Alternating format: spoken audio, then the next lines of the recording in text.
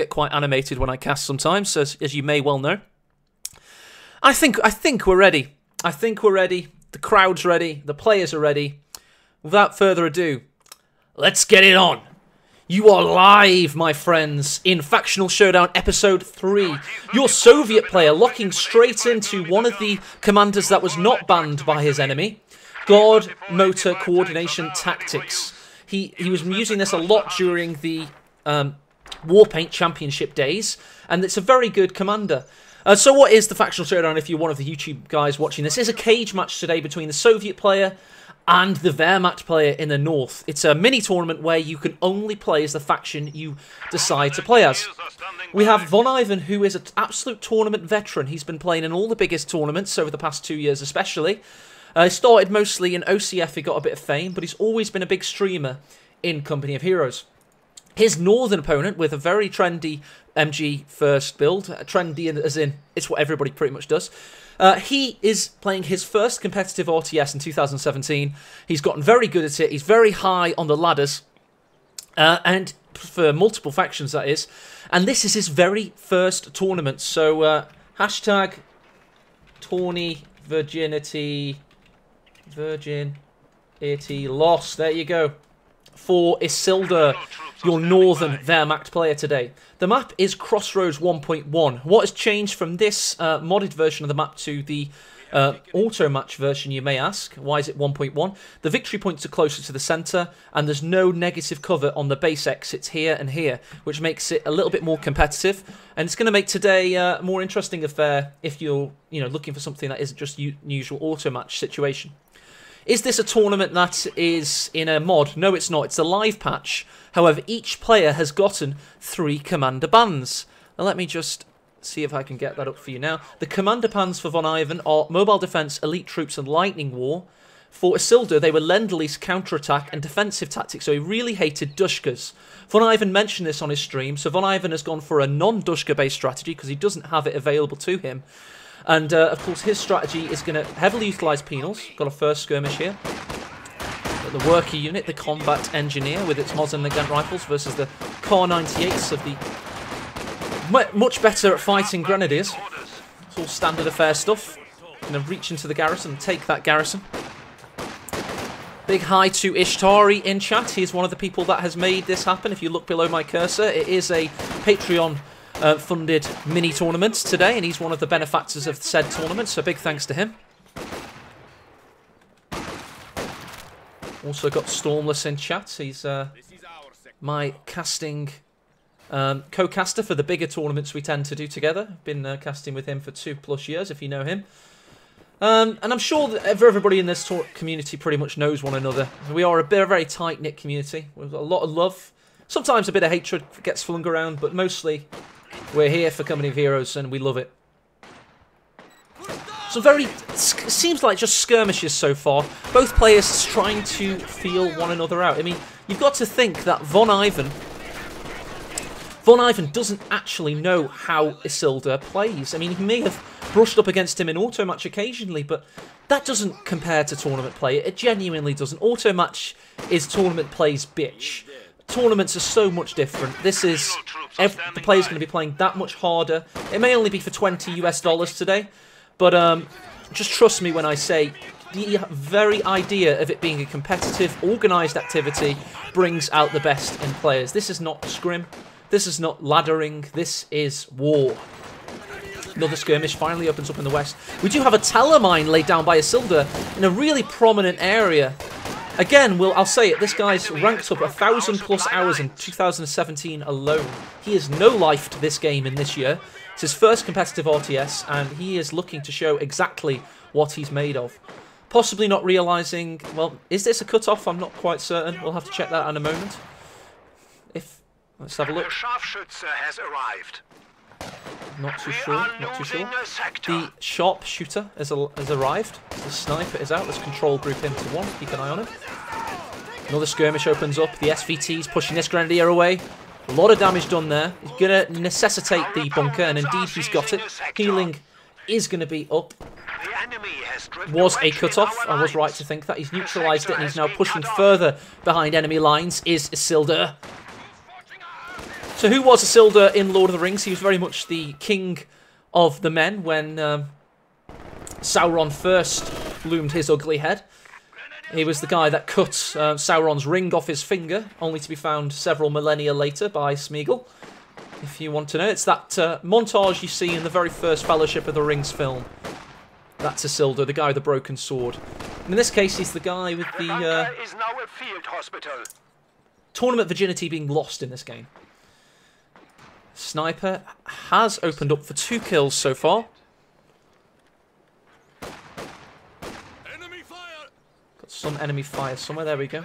I've got surround sound headphones on, and they do mess with you. I can't personally locate the sound straight away with surround sound headphones. It kind of messes me up. I'm like, it's everywhere, man. They're right on top of us. Is that another? What's he laying here? Oh, it's just a barbed wire. It's just a sandbag structure. However, he's very much part of, you know, the mine metagame, to quote Daniel Hobden. He's laid a mine himself. He's gone straight for the Pioneer. And I suppose as Wehrmacht, you're always going to want to get a Minesweeper regardless. I mean, demos are such a terrible thing to get up against. They really are the bane of a Wehrmacht player. These 4-man squads, especially when you're grouping them like Isildur seems to be so far. He's prioritising this tractor. He's getting straight behind it. And it seems to be doing the trick. However, he has lost this engagement because a 4-man Grenadier is no match for 12 penal troopers. We do have Battle Phase 2 up. We do have a combat engineer with the upgraded Rock 9 flamethrower pushing this Pioneer away. Excellent work being done all round there. 120mm mortar is out for VonIvan. It's going to be the natural enemy of this MG42, which is doing a great job of changing targets at the moment. It's managed to get suppression off on 2 different targets. However, here we go. The penal battalions have popped out of said suppression.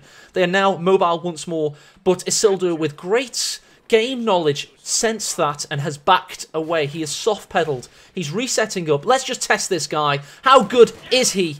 He's focused on... You always want to watch MG play of the Wehrmacht. Oh, he didn't quite manage to get it off, and he's now going to have to hard retreat. However, I feel his MG play was damn good, and he's actually allowed his sniper to get a few good shots off. LMG-42 is the chosen choice for Isildur, and that is actually a little bit of a tactical misstep because he's up against a mortar, and you have to be stationary to fire with the LMG-42. So being stationary is the natural invite to get wiped by a mortar. Satchel goes off, kills 3 men, possibly 4 there, and the mortar nearly wiped them out entirely. That could have been a 1-2 wombo combo. We do have the Leith Mechanised Company up. That is Tier 2, brought to you by Battle Phase 1. TM. Pioneers trying to branch out there. They do see their opponents and they do think better of it. So you should notice at this point that Isildur is down on the victory points, and this is a best-of-1 situation. Haha! Flare goes up. Instant model wipe. 15.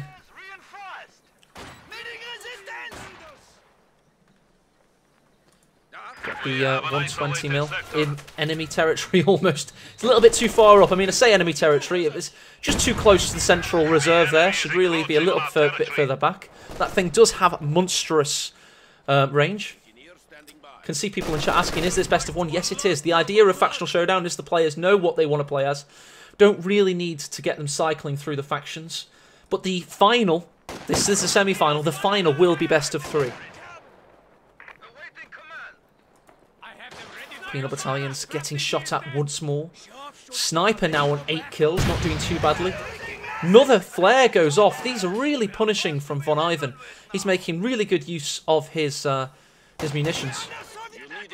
You can see that the Tank OV Battalion Command is coming up for VonIvan. He's going to be in prime position. However, the counter is just rolling onto the battlefield. So Isildur, again, with the great game knowledge. He's also managed to stem the bleed. Oh, MG's been lost. And down there. Mortar claiming some excellent kills. That's really hard now for Isildur. He's lost his suppression tool. 240 manpower has gone down. The 2 MP40s of that 3-man squad aren't going to be able to win that engagement. He's losing, but he's just having to try and anchor himself to keep his own territories. That's the idea of fighting there. He actually won! What the hell? The 2 MP40s of the Pioneer won out there against the SVT penal battalions.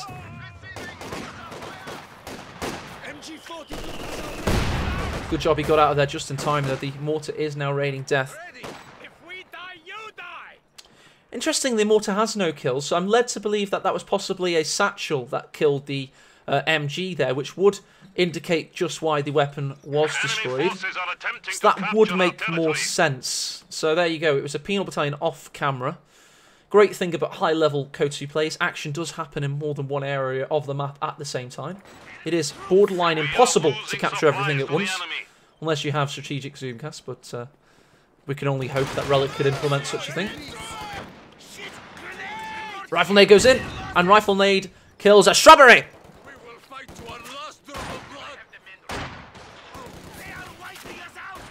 People asking about Factional Showdown in the chat. This is the 3rd episode of a 6-episode series. We will cycle through every variation of, or permutation rather, for those that have studied maths or probabilities. And we'll go through them all. We're on the 3rd one here, and it's been excellent so far, really enjoyable. I've had 2 players dominate so far, Noggano and VonIvan. However, I have noticed today the competition does seem to be stiffer. We have Brosas and Isildur joining them, and these 2 guys are looking amped and psyched and ready for combat. Not that the other opponents were, you know, weren't great players, but they didn't quite seem to parry Noggano and VonIvan's shots in those first 2 episodes. Pitched engagement here. Notice Isildur isn't behind cover. I'm not too sure about that one. Sniper's had to retreat back to base, as has this Grenadier.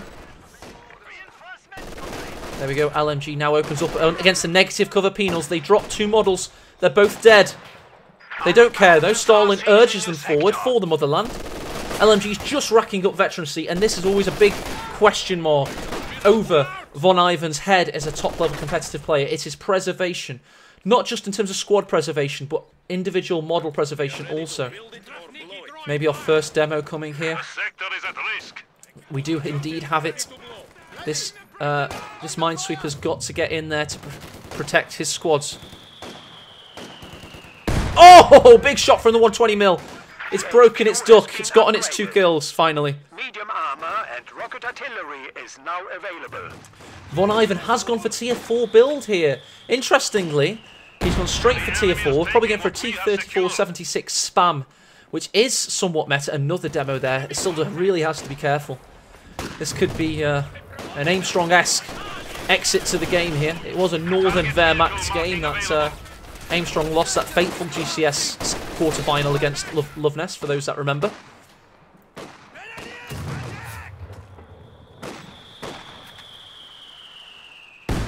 Also, we could see the 120mm detonate a demo if he's not careful. Here we go. The most produced tank, and the most important tank in combat military history, the T-34 85 variant. So you obviously add its statistics in with the 76. But the 75 doesn't have the AoE splash damage. Oh god, he's got to be careful. He's going to see it with the T-34. He's going to retreat straight past it. This Grenadier is gone. It's a dead Grenadier. Goodbye, Grenadier. It's hard to die. Oh, there's another one. For fuck's sake. It's carnage out there. He's going to soft pedal away. That's 2 Grenadiers dead very shortly. Pack 40's got to do something about this. Got to try and destroy the T-34-85, because the T-34-85 can act as a shepherd, as a sheepdog. It can push, it can harass and corral these units into incoming doom and destruction. That is the demo charge, the uncounterable demo charge. Wehrmacht players just cannot compete. Even if you have the Minesweeper, it just ain't enough. The Minesweeper cannot push up against these opponents. It just is so difficult to play against. You often notice the truly competitive Soviet players go for, Wehrmacht players go for 2 Minesweepers in the meta, and I'm not exaggerating there. So that's 480 manpower down. It's not the end of the world. If he can survive past this, he's still got 2 vetted Grenadiers. He's still got a decent victory point count. And you'll now be looking for him to possibly rebuild a Pioneer Get another Minesweeper out, maybe. He's got to get this Sturmgeschütz, the Stug, working for him. He's got to try and make this happen now, because he's had a big loss there. A really big loss. Possibly avoidable, you could say. I mean, the Minesweeper wasn't around these central points, and he wasn't being aggressive, or wasn't in a position to be aggressive, rather, when those demos were being laid. So you can, you know, obviously you say demos are cheesy. They are too easy to use, and I would hope that in any sequel to this game, or any iteration of this game in the future, demos would be made a lot more difficult to use / easy to counter. Much like the Goliath is. The Goliath takes a lot of skill to pull off, I think. And I think it's a lot more satisfying when you do, because you know you've earned it.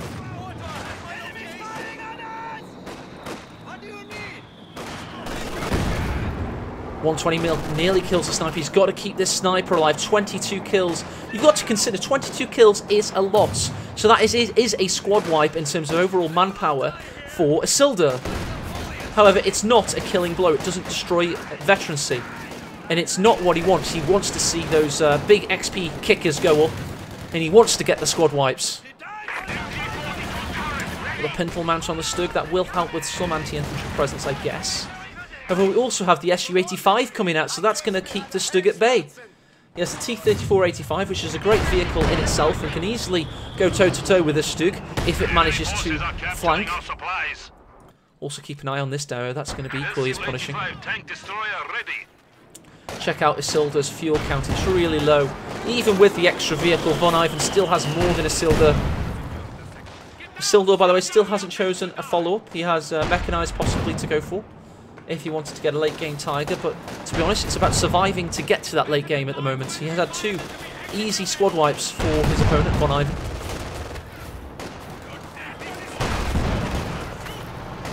VonIvan's really starting to make his opponent suffer. Here comes the Su-85 to add insult to injury. It's trundling straight into enemy territory. He's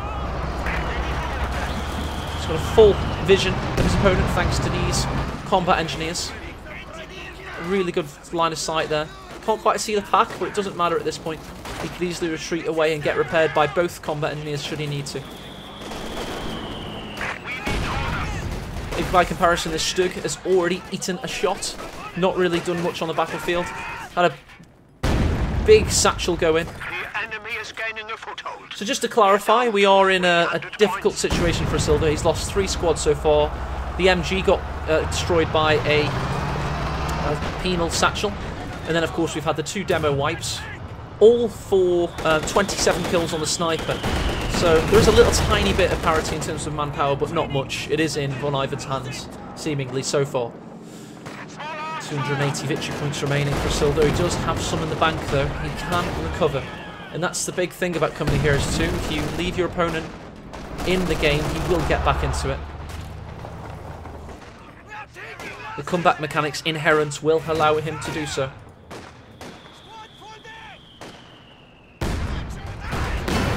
Grenadier yet again pushed away. I mean, I think it's easy to see. I mean, VonIvan nearly has the same kill death as Isildur, but VonIvan is Soviets and they usually have a half kill death compared to the Wehrmacht player. Oh, he had to dodge away there. He thought the mortar was coming for him.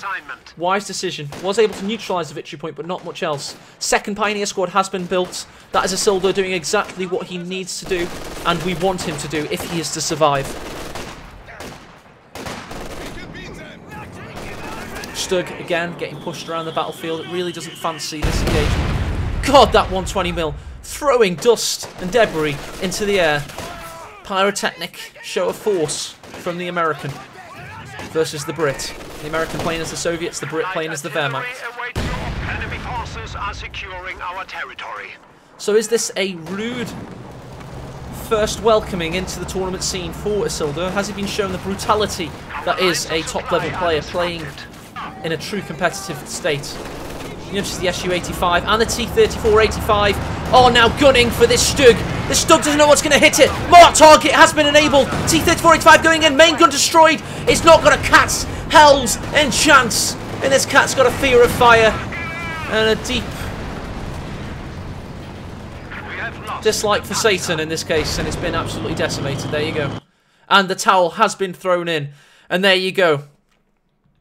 You have VonIvan with the first win of the day, which now allows us to get the other game on the go, which will be Noggano versus Brosas.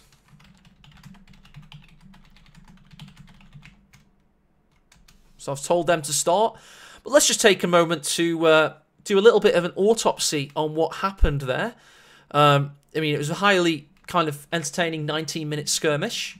You saw that Isildur does have what it takes to be a top-level player. You don't get to his auto-match ranks for nothing. But, I mean, let's go over to the brackets momentarily. So, I have got a screen for the brackets. There you go. That's beautiful, eh? Beautiful. This does now take VonIvan into the final. There you go, VonIvan reaching the finals. And we now see Brosas going out. Sorry, Isildur going out. So there you go. We'll cross out Isildur. That's a bit brutal. We do want to be able to still see his name after the tournament's all said and done. But Isildur was rank 4 Wehrmacht. VonIvan, however, is #1 Soviet player in the world. And on the battlefield, I mean, it was pretty much easy to see what happened in general. He got destroyed by this demo here. And then this demo, I believe it was probably here. No, there it was, wasn't it? It was there. So really far up into his territories. I mean, here and here. And that's just indicative of VonIvan having the upper hand anyway. And then just taking advantage. It was his first tournament game ever. And it really showed. I mean, VonIvan is a grizzled veteran at this point. And, you know, and there you go. That's what happens. So big thanks to everybody that's tuned in today. We do have a lot of viewers in stream. It's always very exciting for me to see. Big thanks to all patrons. I mean, I'm going to actually go through the patrons right now. I think it's a nice thing to do just to give them the credits for this activity, because the dollars that have been put up, I do spend on the activity. It's not one. You know, I'm a professional accountant. I've got a decent salary. But I don't. If I'm providing the entertainment, I don't want to pay for it myself. If that makes any sense. Kind of. You know, it's just a thing. Anyway, whatever. This is the Patreon. I'll put it up in the nice screen. So this is it. There's 14 guys funding today's activity. They all fund it for varying amounts, but each and every one of them is a valued supporter of today's causes. View all current patrons. I believe that's how it works. Oh, I forgot. Sorry, it has the. Yeah, I'll just read it out loud. You got Martin, John, Oscar, Gustav, Tor, who I know as Ishtari, great guy. Kura, he's there. Tomikaze, Stephen, Chris, Peter Dimbleby, Richard Jones, Euclidean, Tian O'Rourke, Joseph, and Kova. All great guys. Thank you for funding today's activities. And I'm going to check to see if this second game's on the go now. I think we should get into that and get some more action on the go.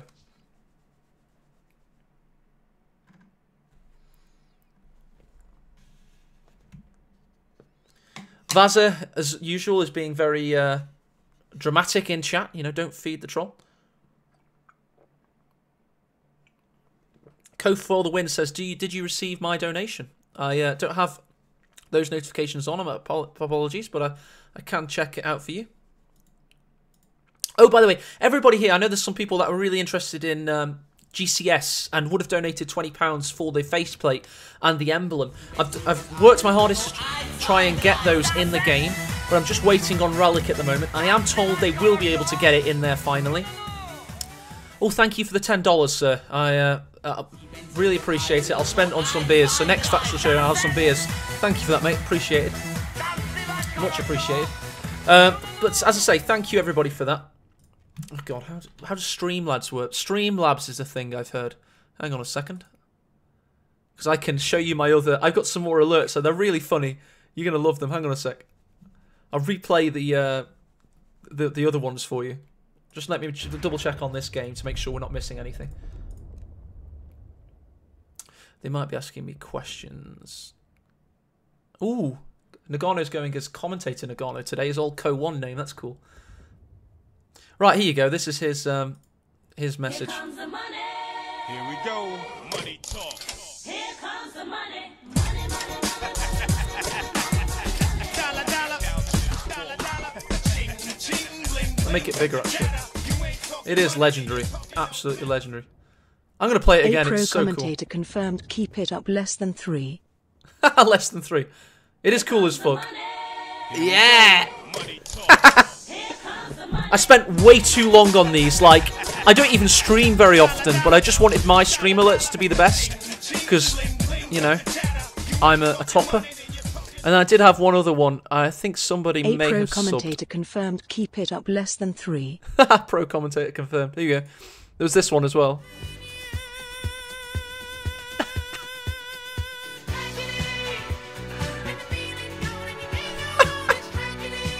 For those that can't see, that's Hitler dancing to the Bee Gees. Only on twitch.tv eco will you see Hitler dancing to the Bee Gees. That's for subbing, and I think you get a badge. I'm not particularly interested in subs, but whatever. It's about as offensive as you are, Black Dream. Shadowlink likes it, at least. Anyway, we've got the game on the go. 2 minutes till it's live, so this is a very well-timed break, and we will be watching Noggano versus Brosas very shortly. I'm going to play it again. I think it's epic. I've not been able to... Because I don't stream, I've made these alerts, and I've not really been able to see them. I just want to keep playing them. I think they're hilarious.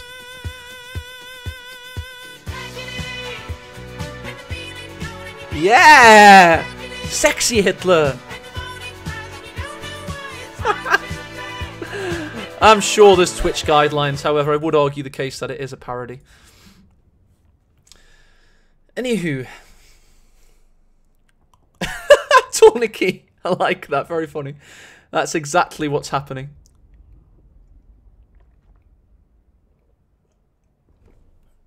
Nah, that's fair use. It's all over YouTube, that thing is. Okay then, so we're going to load into the game now.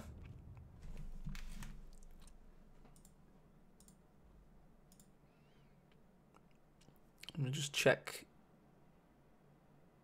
Ooh. My social feed.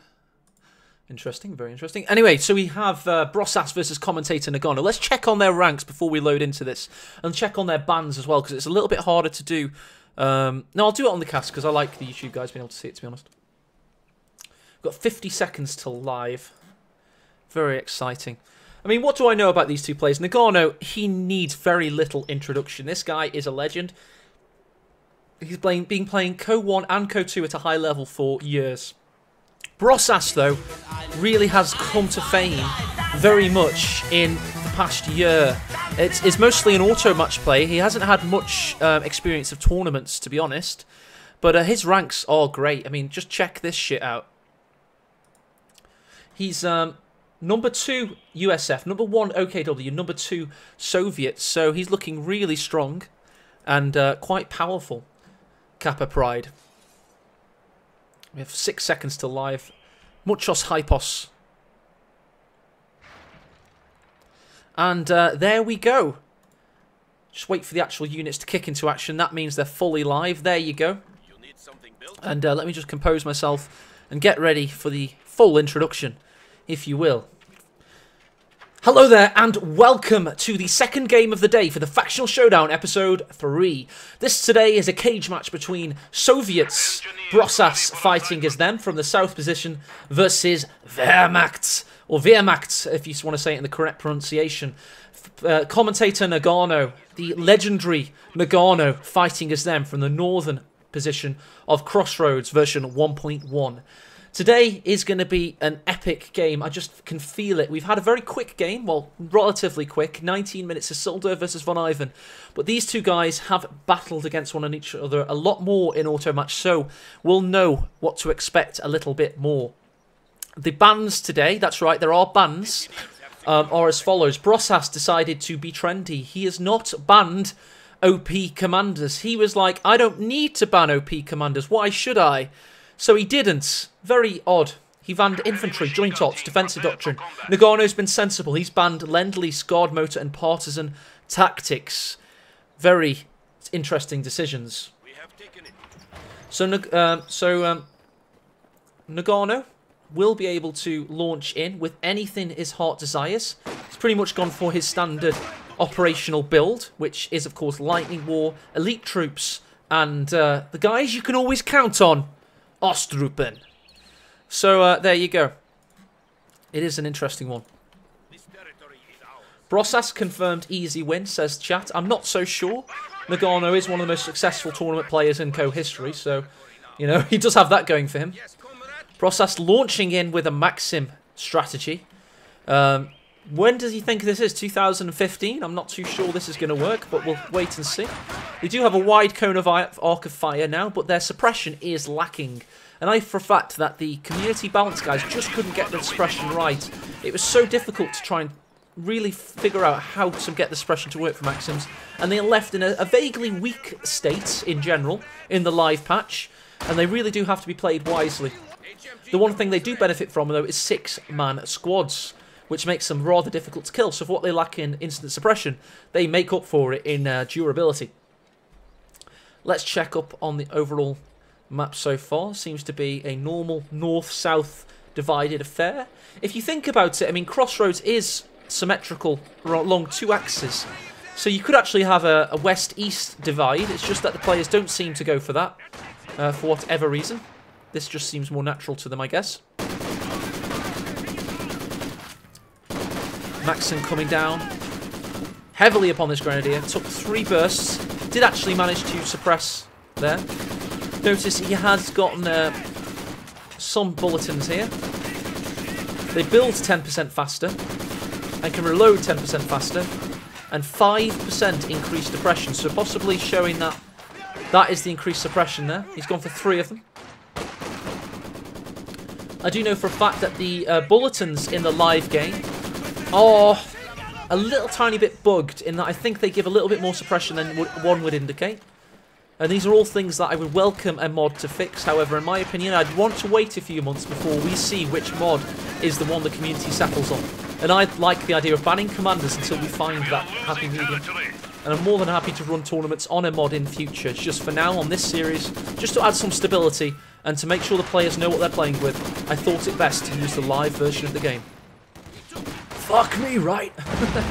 Here we go. We've got the Pioneer with the flamethrower pushing away this Maxim, and this is the natural tool to push away the Maxims. It's really good on this map. You've got these 2 garrisons, and you're able to really get in there and push them away. And possibly going to be wanting to get a counter out as Brosas to the flamethrower. And how do you fight fire? You fight fire with fire, much like the Talking Heads said in the song Burning Down the House. My house, gonna get what you're made of. Burning down the house. Very, very apt song there. I couldn't help myself.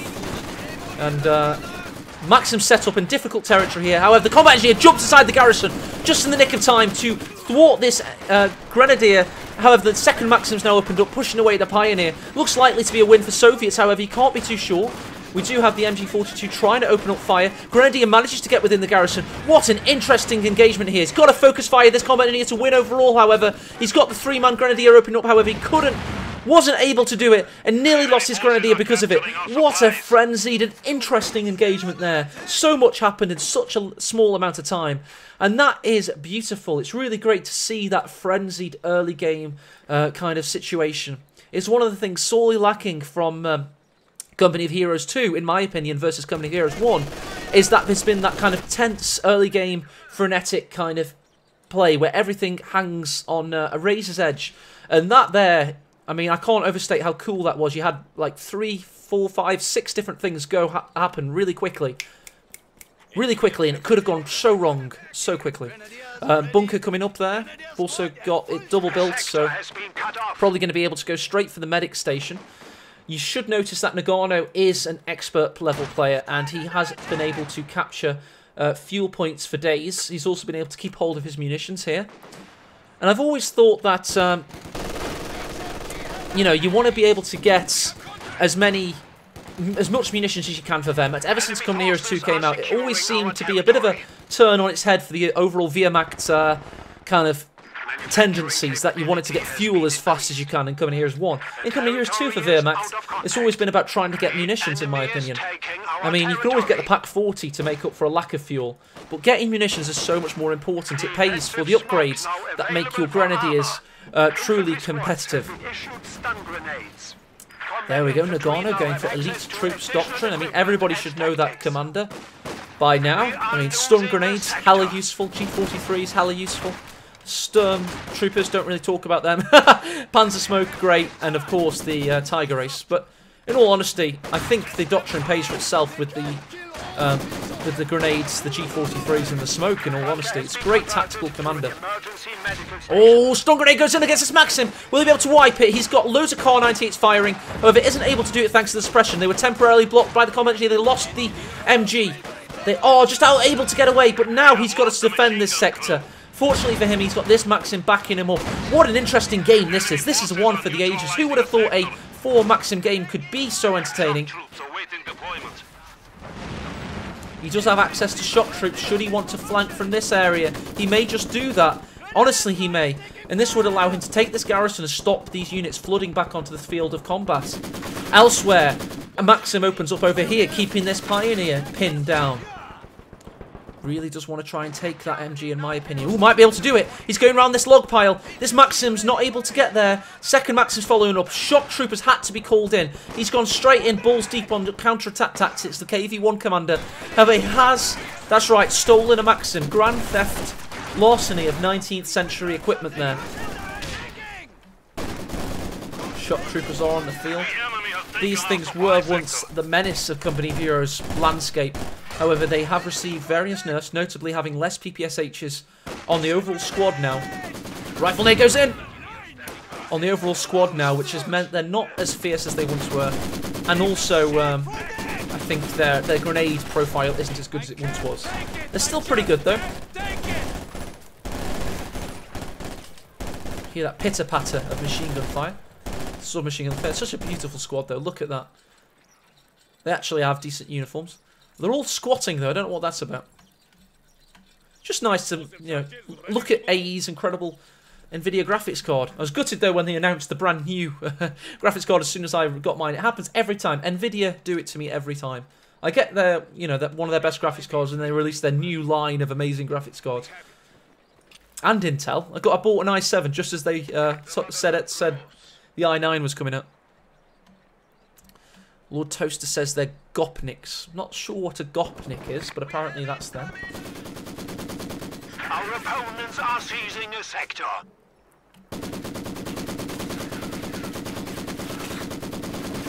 Maxim's opening up against the G43 Grenadiers of Noggano, so he's making great use of this commander. And to be honest, I just prefer G43s in general. I mean, everybody in chat, everybody watching on YouTube, I want you to comment right now in the YouTube section or the Twitch section, are you a G43 guy or an LMG42 guy? Everybody's one or the other in Company of Heroes. By the way, keep an eye on this demo here. There's also a bit of barbed wire that's going to push somebody into that demo. So everybody, I want you to comment right now, are you G43 or LMG42? It's like saying, are you legs or tits? You're one or the other.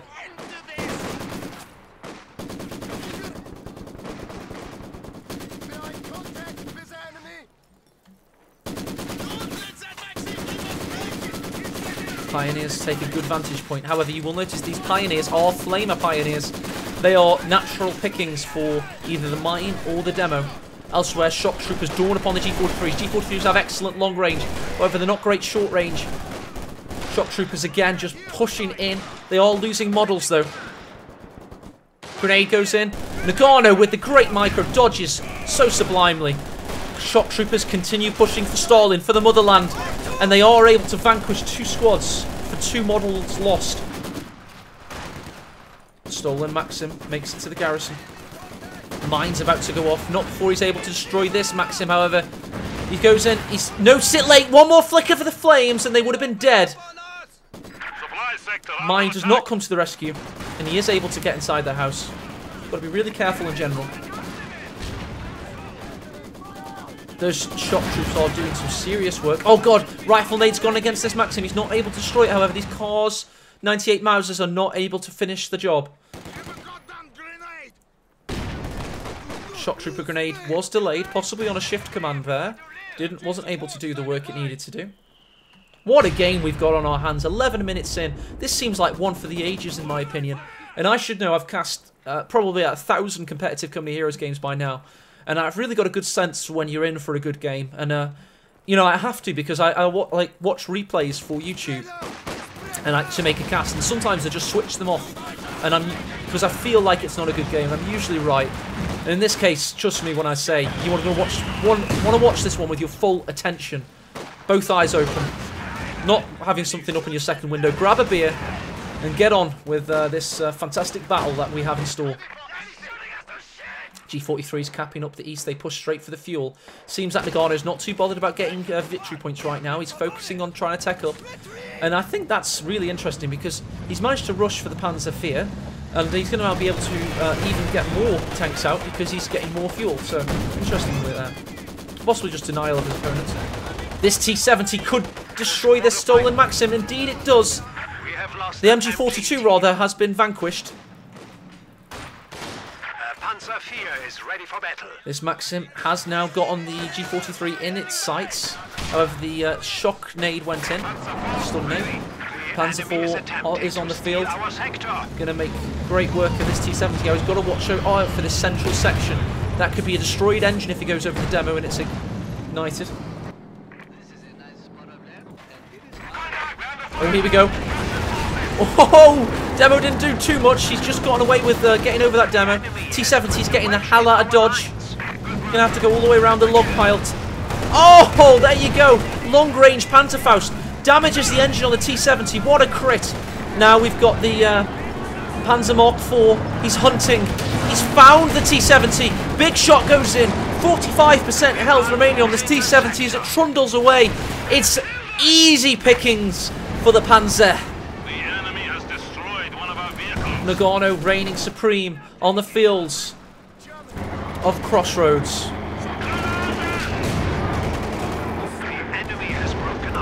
Notice Brosas does have the KV-1 commander. He may be able to make good use of it. Mine was not completed there by Brosas. And now the Panzer Mark IV will be able to just wail on it with its main armaments and its hull gunner and turret gunner. Doesn't have the MG34 pintle mount upgrade as of yet, but still making easy work of those combat engineers. You will notice, by the way, that in the most recent patch for the live version, the hull gunner and the turret gunner now target infantry independently, which is really useful for mixed arms combat. I'd love to do FIFA World Cup commentary. Yes, that's right. If you can get me that gig, that would be great. I'm sure it'd pay much more than my current job pays, which is $10 for beer. Thank you for the donation earlier. And Mark IV reversing around this Maxim. Some decent work. It has caused the retreat. Still without the upgrade. KV-1 though. The Kliment Virashilov tank made of pure, unadulterated Stalinium is on the battlefield. It only has a 75mm cannon, I believe. It's not very good. It's either 75 or 76. I think it's the same one on the T-34, so 76. And it's just such a heavy vehicle for such a small armament. Very early war tech. It was there during the Battle of the Barbarossa campaign, rather. And it was a pretty sad thing for the Germans to see that they couldn't penetrate this hulking, massive tank. So do you know what they did? They went round the big fat fuck. Again, this shock troop has been great so far. 5 kills only, but a lot of health damage. And all importantly, could be wiping this Grenadier right now. 2 shock troopers need to get the kill, but it's made it. And there you go. The Panzer Mark IV with the shot, with the smoke, shields the one-man Grenadier on retreat. Top level play in this game right now. When you see smoke shielding the retreat of a unit, you know you're watching the very best, and that's what this Patreon is paying for. When you put a tiny bit of money on the line and you get a small miniature tournaments organised, even that will inspire the best players to play at their best. And that's why watching, the top streamers play Auto Match, Loveness, VonIvan, Helping Hands, that's great. But watching them play in a tournament setting is that much better because you know they're just playing to, like, not just win, they're playing for their lives, and it makes it so much more interesting in my opinion. G43 is coming into the situation that Maxim is pushed away. You'll notice Brosas does only have the 2 Maxims right now, and he is actually lacking overall in army composition. 40 manpower versus 72 for Noggano. Overall, it's looking good for him. That pack got a long-range shot off there. He did have line of sight, and the Faust has gone in. He's got no real major follow-up. Oh no, he has! He has got major follow-up. He's got the Panzer Wehr. It hits the frontal armor. It's got to get around that juicy rear. It's got to flank. It's now in the sights of the turret traverse. There is no follow-up, however, for Brosas, and I mean it this time. KV-1's trying to back its arse into the bushes, but it may be now causing the Pack 40 to have a shot. It's staying with these lines of sight. Let's keep an eye on this. The KV-1 has now penetrated the Panzer Wehr's frontal armor. Smokes had to be popped. KV-1's got to stay in that situation. All this anti-infantry went straight in for the Pack 40, pushed it away, and now we're in a massive battle here. Shock troopers, combat engineers, pioneers, G43s, who's going to win? Shock troopers, Vet 3 having to get out of there. The Mausers on retreat, will they survive? No, they will not. They were cleared up by this Vet 2 Grenadier coming through the flank. Will this combat engineer go down also? This could be game. This could be game. And will we, for the 3rd week in a row, be seeing VonIvan and Noggano? Well, for the 2nd week, it was actually VonIvan and Noggano in the 1st round, which was strange. But the 1st week, the final was these 2. So Brosas does not look in a strong position at the moment. The only thing he's got going for him is this KV-1 still alive. But the Faust, couldn't he finishing it off? How little health do you want? There's your answer. That little tiny piece of health was destroyed by this pack. And that is GG. Towel thrown in 18 minutes 21 there. That was a great game. It was only 18 minutes long, but I enjoyed it immensely, and I'm sure chat did also. It really was a truly intense and competitive affair. This time we saw the Wehrmacht player win. So it's just showing you that, you know, we've got a lot of parity today with the vanilla factions at hand. So it's very exciting to see. So, excellent there.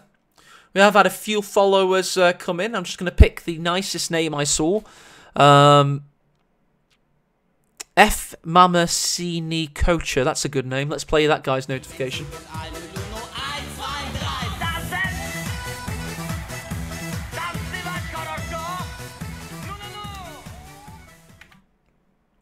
But yes, let's do a quick autopsy of what we just saw there.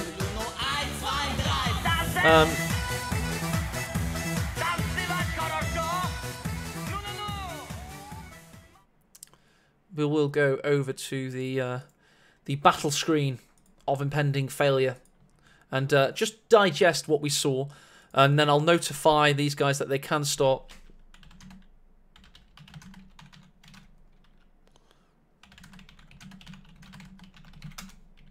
Told Von to pick heads or tails. Let's see what he goes with. Yeah, I'm not too sure on that other one. They're not see this coming. Right. Okay, will somebody pick heads or tails? Someone pick heads or tails in chat. And then you have to be able to follow it up and say...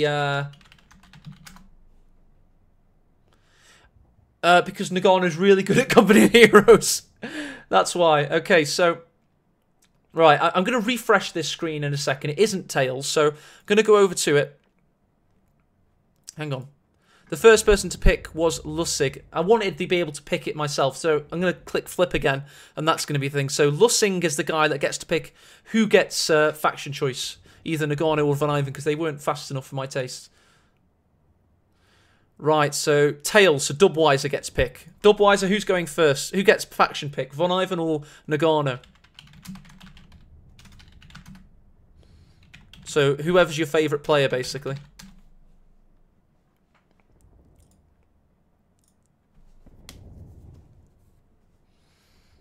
Hopefully they haven't started. Noggano gets picked first. Nice, okay.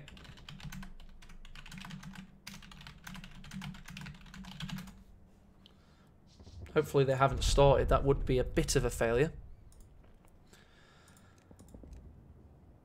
No, they haven't. Good. Noggano, you get pick in first game. As dictated by Twitch chat. That's right, Twitch chat have dictated that one.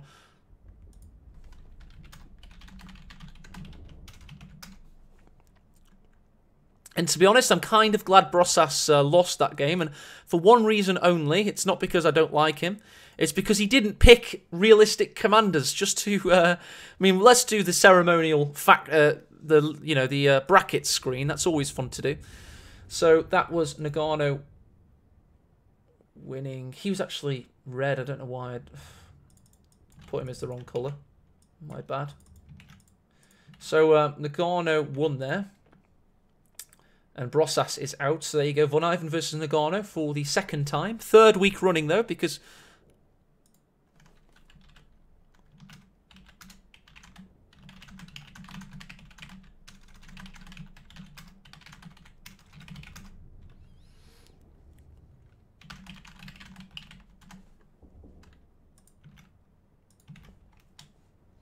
Right, so VonIvan's asking how this works.